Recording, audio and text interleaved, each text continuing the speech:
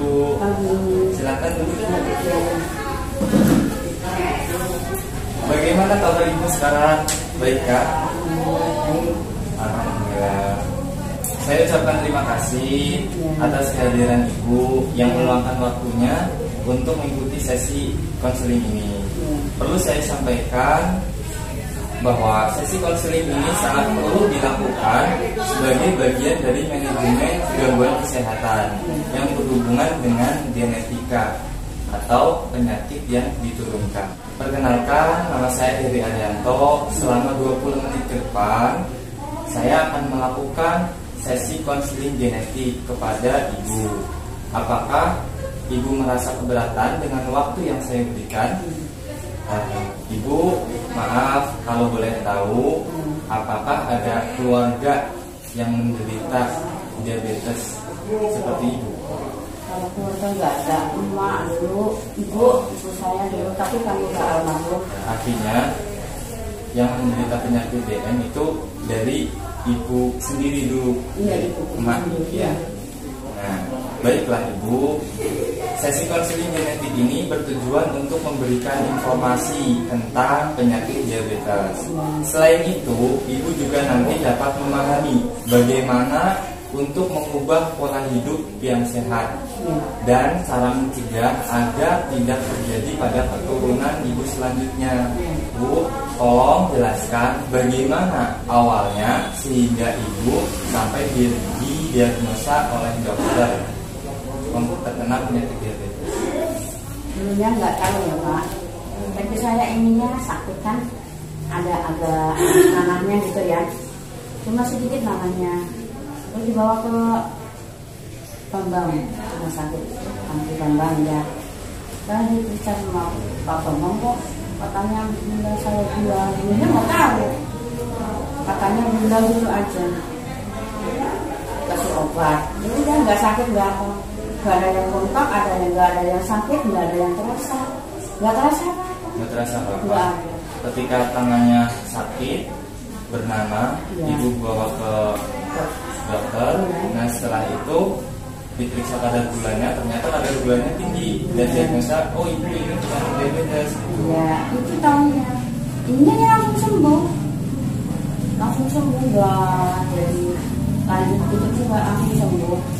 Udah dibuang itu namanya, dibuang nananya sama dokter langsung sembuh, nggak sama sekarang nggak terasa apa lemes apa ada waktu, cuma ini nggak alah apa ya, kaki jadi kaki nggak alah itu doang.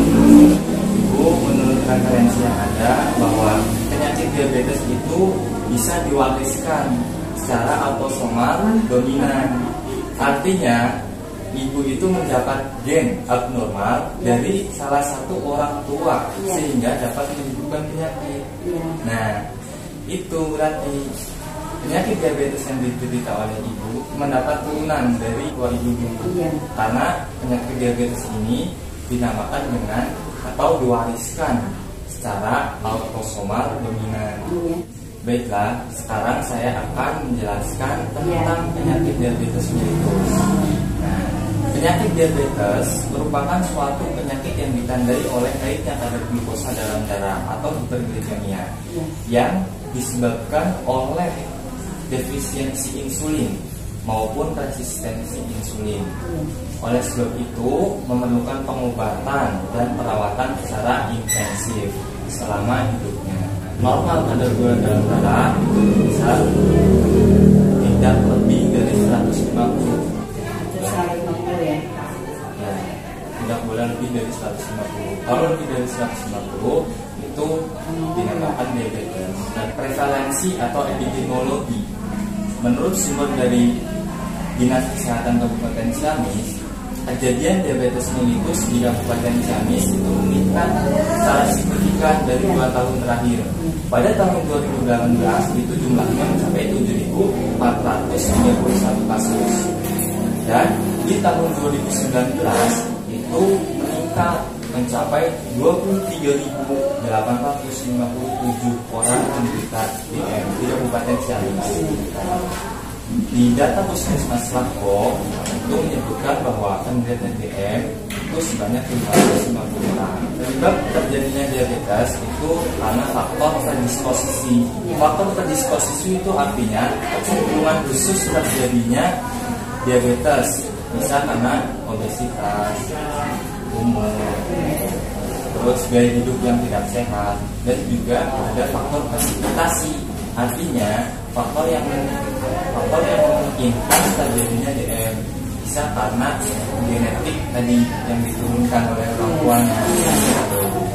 Jadi intinya itu etiologi atau penyebab DM itu bisa usia, genetik, terus obesitas, gaya hidup yang tidak sehat. Gaya hidup yang tidak sehat artinya makan sering manis-manis, sering medang, sering medang yang manis-manis, kopi atau teh, sering makan di malam hari, belum tidur, itu dapat memicu terjadinya diabetes karena faktor pola hidup yang tidak sehat. Faktor fisiologi atau perjalanan penyakit diabetes. Diabetes tipe 1 merupakan hasil interaksi genetik.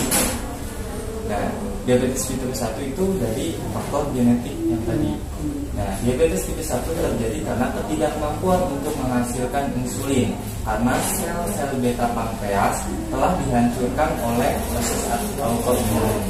Gitu. Jadi, organ pankreas di dalam tubuh manusia yang menghasilkan insulin untuk mengontrol kadar gula dalam darah itu telah dihancurkan oleh proses autoimun, sehingga produksi insulin dalam pankreas itu tidak cukup. Pada diabetes tipe 2 itu terdapat dua masalah utama yang berhubungan dengan insulin, yang dinamakan resistensi insulin dan gangguan sekresi insulin. Klasifikasi atau macam-macam penyakit diabetes. Secara umum, jenis-jenis diabetes itu terbagi menjadi 3. Yang pertama ada diabetes tipe 1, diabetes tipe 2, dan diabetes gestasional. Nah, diabetes tipe 1 yaitu defisiensi insulin, artinya suatu keadaan atau tubuh tidak bisa menghasilkan hormon insulin. Nah, sedangkan pada diabetes tipe 2 itu penyebab utamanya adalah resistensi insulin atau suatu keadaan di mana hormon insulin tidak dapat berfungsi sebagaimana mestinya di dalam tubuh. Terus yang ketiga ada diabetes gestasional. Diabetes gestasional ini yaitu diabetes yang sering muncul pada ibu hamil. Ya, tidak semua ibu hamil menderita diabetes itu, tapi bisa muncul di saat sedang hamil. Tanda dan gejala dari diabetes mellitus terbagi menjadi 2. Ada tanda gejala mayor atau tanda gejala khas, terus yang kedua ada tanda gejala minor atau tanda gejala tidak khas. Tanda gejala dari mayor itu ada polidipsi, poliuri, dan polipagi. Nah, poliuri itu artinya sering kencing. Nah, polidipsi itu artinya sering minum, dan polipagi itu artinya sering makan. Nah, dan juga terjadi penurunan berat badan secara berlebih. Tanda gejala minor itu diantaranya adalah pandangan mata sok kabur minggu, pandangan mata kabur, di tangan sok kesemutan, di kaki kesemutan. Nah, sering mengantuk kalau pagi hari. Nah, itu tanda dan gejala diabetes gitu.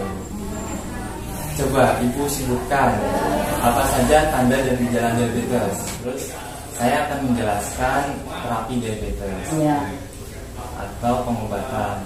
Untuk saat ini penanganan diabetes pada diabetes tipe 1 itu dengan memberikan insulin. Nah, sedangkan untuk diabetes tipe 2 itu diberikan obat yang namanya obat metformin untuk mengurangi produksi gula dalam hati. Itu terapi pada diabetes.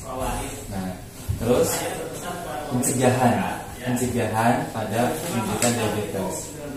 Untuk mencegah terjadinya diabetes perlu mengubah gaya hidup. Gaya hidup artinya gaya hidup yang tidak sehat menjadi sehat, menerapkan pola makan yang sehat, olahraga secara teratur, terus mengelola stres dengan baik, jangan sampai stres gitu lah.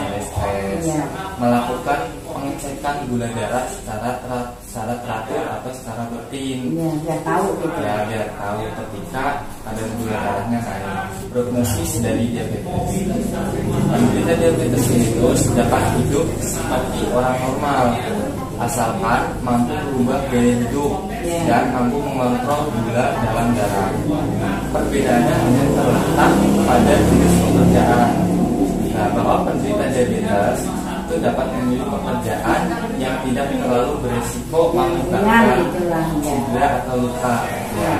Jangan terlalu bekerja keras atau berat. Jangan bekerja yang terlalu menyebabkan resiko cedera atau luka. Jadi kesimpulannya adalah sampai saat ini belum ada obat yang bisa atau yang dapat menyembuhkan total penyakit diabetes. Penderita diabetes dapat hidup normal selama kadar gula dalam darah itu terkontrol. Nah, saya akan menjelaskan resiko pada anggota keluarga ibu berikutnya, sehingga agar tidak mengalami penyakit seperti itu. Ya, benar. Karena penyakit ini bisa diwariskan. Diwariskan ya.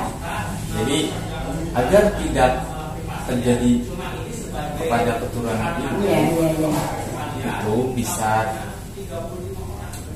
merubah gaya hidup. Jadi awalnya itu untuk mencegah merubah gaya hidup. Gaya hidup yang sehat, olahraga secara teratur, mengecekkan gula secara berkala, secara rutin. Karena penyakit diabetes itu dapat diturunkan, artinya itu dapat diturunkan secara autosomal dominan. Bisa 50% anak ibu menderita penyakit DM seperti itu. Itu bisa dicegah.